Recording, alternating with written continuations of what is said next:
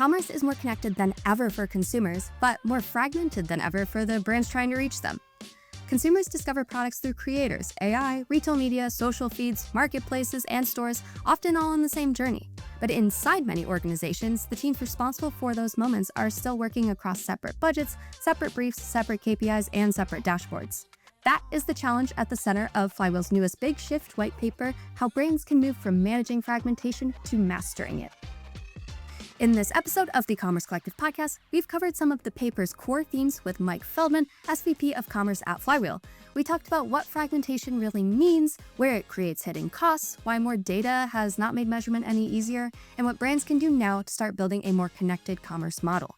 And this is only part one. Next month, we'll continue the conversation with Phil Camarota, Flywheel's Chief Creative Officer, to dig deeper into what we mean by total commerce, the impact of your creative efforts, and how fragmentation shows up at the shelf. Last thing, you can of course download the full Big Shift white paper in the episode description. Okay, let's get into it. Before we can talk about how brands solve fragmentation, we have to define what it actually is. It's easy to think of fragmentation as more channels, more platforms, or more retailers to manage. But the bigger issue is what happens when consumer behavior moves faster than the operating models built to support it. So, how did we get here from a world of a few media channels and simple shelves to one where consumers have nearly endless choices? I love the question. And again, this has been top of mind, not only just in recent conversations this week, but if I really honestly think about the last 10 years of my career, it has been getting progressively more fragmented in our industry. Like if you think about to the original days of media, you would have a big national TV spot. Everyone would be sitting around their TVs every single night. You would literally trip over the product in store with a sea of orange tide or a sea of, whatever it was because of distribution. And that is how consumers discovered products and bought ultimately. It was a very streamlined thing. There was a couple media channels, couple options on shelf. That was it. Over the last, again, several years, decades, you have on one side of it, consumers are getting more choices than ever before. You think about like fragmentation. There used to be 3 different kinds of milk in a grocery store. There are now 150 different kinds of milk at grocery stores on average. Yeah. Like it has exploded. You think about the hydration category. It's not like you can just do the hydration anymore. You can now get like L-theanine in there. You can get magnesium. Like it is just crazy. Sodium, all these different things. There's so many fragmentation just products as consumers have gone more niche with e-commerce has really enabled this endless shelf and endless distribution. On the other side, and I am probably guilty of this, I work at an advertising agency, but we have seemed to make this whole media thing incredibly complicated.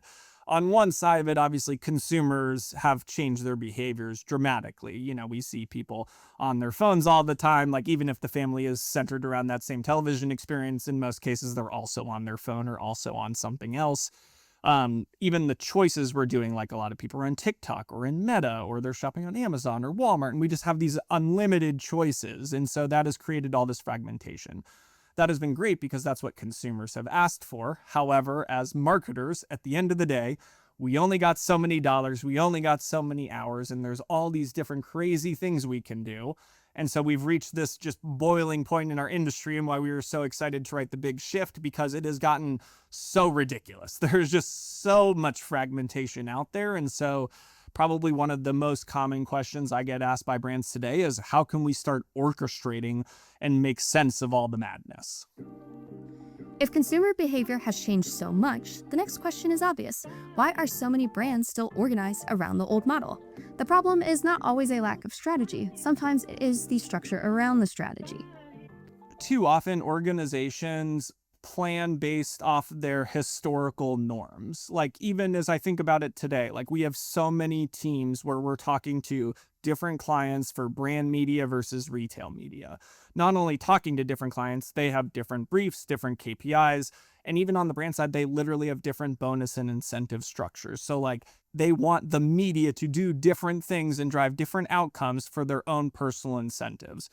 That is more of a legacy structure, because you had these teams that did brand, you had these teams that did retail, but that operates in a world that does not have a connected data ecosystem. Again, like we've created all this fragmentation On the other side, data and technology has caught up. We're talking about clean rooms. We're talking about single IDs like Axiom, where we have 2.6 billion IDs in consumers. That is a third of the entire world's population. And so just these ridiculous data sets in clean rooms to be able to better connect this across all those fragmented places. And so that's one where I think brands really need to think about where it is going versus how things were structured historically. Because I think if we all truly thought about it, it doesn't matter if it's brand media or retail media. It's, I want every dollar to drive the most possible value regardless at the end of the day. And I think that's where we're ultimately trying to solve with the orchestration, is not be really good at Amazon and Walmart and brand and TV and social and search. It's have a holistic marketing approach that is going to deliver more efficiently and effectively than ever before. So, what does fragmentation actually cost? There are a lot of ways to answer that: slower decisions, duplicated work, inconsistent messaging, missed demand, and disconnected consumer experiences. But Mike gives one example that makes the cost very tangible: frequency. When every channel is planned separately, the same consumer can be overexposed again and again, while other high-potential consumers are underexposed. Often the first example I will give to any brands here, and I wouldn't say it's like even the biggest offense or whatever, but this one is just the one that it seems so obvious that once you see it, you can't unsee it. And it's around frequency management. And so again, I'll go to, so you think about brand media, retail media, and even in retail media, there are now 300 different commerce media networks. And so you could hit the same consumer 30 times on Amazon, 30 times on Walmart, 30 times on DoorDash, on Instacart, on TikTok, on Meta. And often, and we see this all the time at Flywheel because we have so much commerce data, by impression 30, if someone is not going to buy the product, they're probably not going to buy it 31, 32, and beyond. And so when we start to look at frequency holistically, and you start to be like, all right, by impression 30, if they're not going to buy, we're just going to stop sending ads to that consumer. Like, we give up, they don't want us, it's okay. And so when we start to do that, and then we reinvest into new high potential audiences that are underexposed to our advertising message, that is where we see the ability to eliminate a ton of waste. And when I say a ton of waste, in a lot of cases, we're seeing about 30 to 35% of wasted impressions by not managing frequency holistically. And so you were talking about brands wasting billions of dollars.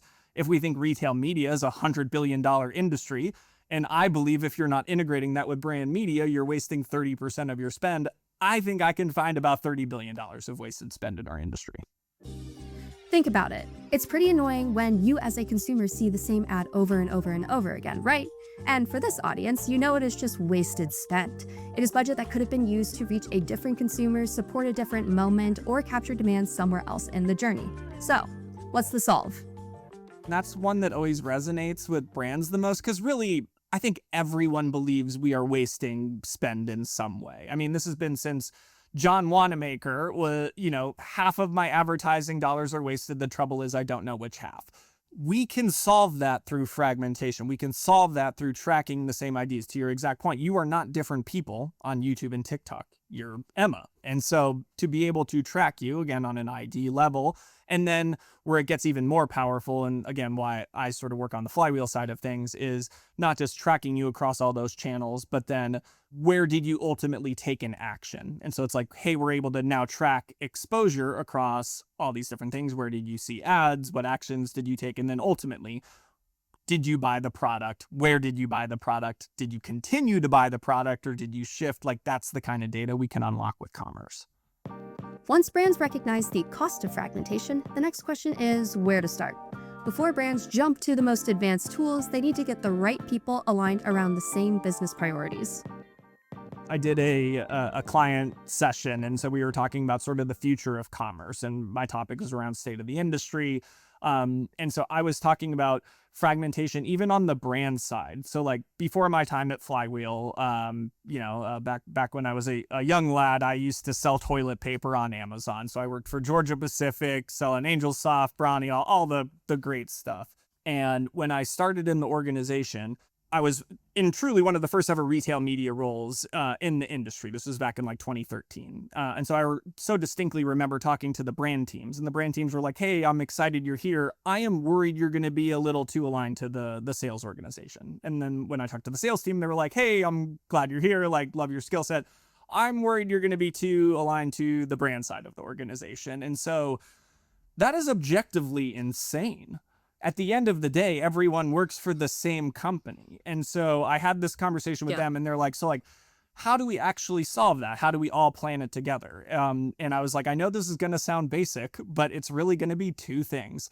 One, get everyone in the room together. That brand was not doing that today. They were like sending things at the same time, but really they were talking past each other. There was no moment where everyone got together to debate what is the priorities and goals of the business. So like, one, get everyone together so they're hearing the same information and understanding the same energy. Like, I feel like there is a big piece of like being in the room versus just sending emails. And so having that direct conversation as a group.